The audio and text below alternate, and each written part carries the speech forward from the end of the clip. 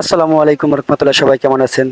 তো আমার ইনুবুকের আমাদের যতগুলা ভাই বোন আছেন, যারা এই মসজিদের জন্য হেল্প করছিলেন, এই সেই মসজিদ, আমি যে মসজিদের জন্য টাকা উঠাইছি, আপনাদেরকে বলছিলাম এই সেই মসজিদ, নদীভাঙ্গা মসজিদ, এই মসজিদের জন্য টাকা উঠাইছি। তো আপনারা অবশ্যই ভিডিওটা ফুল দেখে যাবেন, কেউ ভিডিওটা স্কিপ করবেন না। ঈদের এক সপ্তাহ পরে এই মসজিদের কাজ ধরা হবে। এই মসজিদের কাজ দিয়ে ধরা হবে, আরও কিছু টাকায় উঠানো হয়েছে। তো আমরা এই মসজিদের টাকাগুলো আজকে শুক্রবার আজকে দিব ইমাম সাহেবের হাতে। কিন্তু মসজিদের ভিতরেটা দেখেন, এ হলো মসজিদের ভিতরে একবার পুরো ভাঙচুর হয়ে রয়েছে। মসজিদটা মনে করেন ঈদের পরে ভাঙ্গা হবে। আর এই সাইডে কোনো বেড়া নাই।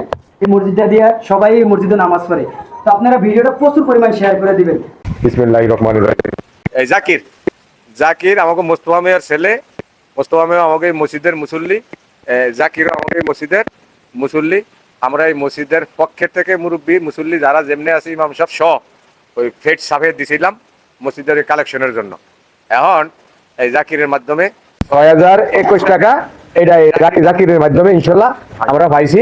এটা যারা টাকাটি দিছে আল্লাহ রাস্তায় দান করছে রমজান মাসে, আল্লাহ তাআলা তাগো সবার অংশীদার করুক। আর এই মসজিদ আমরা ভাঙবো ঈদের পরে, এই মসজিদটা ভাঙ্গার পরে এই কাজ করবো, এই ইটটা দিয়ে আমরা ইট কিনুম, রড কিনুম, এই সবের মালিক যাতে হেরা হয়। আর এই জাকিরের মাধ্যমে যাতে আমরা আরো ফেড দিব, যাতে যারা দিছে ইনশাল্লাহ আমরা তো বুঝিয়া পাইছি যাতে আরো কালেকশন করতে পারে। এটা হলো জাকিরের কথা।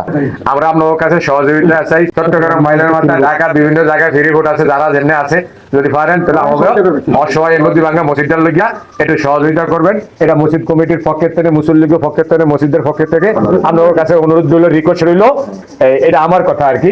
ইমাম সাহেব হুজুর একটু কথা বলবো, ইমাম সাহেব হুজুরের কথা একটু শুনে। আসসালামু আলাইকুম রহমতুল্লাহ। যেখান থেকে দেখছেন আমাদের ভোলা জেলার দৌলতখান থানাধীন সৈয়দপুর ইউনিয়নের ৯ নং ওয়ার্ডে মসজিদটা অবস্থিত। আপনি যদি মসজিদটা দেখেন, মাত্র দৌলতখানের ভিতরে সম্ভবত এই মসজিদে জীর্ণশীর্ণ অবস্থা আছে, কি বল ঠিক কিনা? মসজিদটায় বর্ষাকালে পানি পড়ে, বুঝছেন, নামাজও পড়া যায় না, এখানে পাত্র রাখা লাগে। তো আপনাদের দেশ ও দশের সহযোগিতা আমরা কামনা করি, যাতে আল্লাহর ঘরটা খুব সুন্দরভাবে সুন্দর দেখা যায়।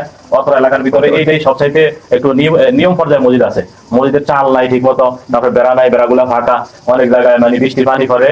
তো আমি দেশ ও প্রবাসের সবাইকে অনুরোধ করব যে আপনারা এই সঠিক জায়গায় এই রমজান মাসে, এই রমজান ঈদে ইনশাআল্লাহ আপনারা এই মসজিদে আপনাদের দান অনুদান দিয়ে মৃত মা বাবার কবর আলাদা আল্লাহ মাফ করে উসিলা স্বরূপ আপনারা সবাই দান সদা করবেন।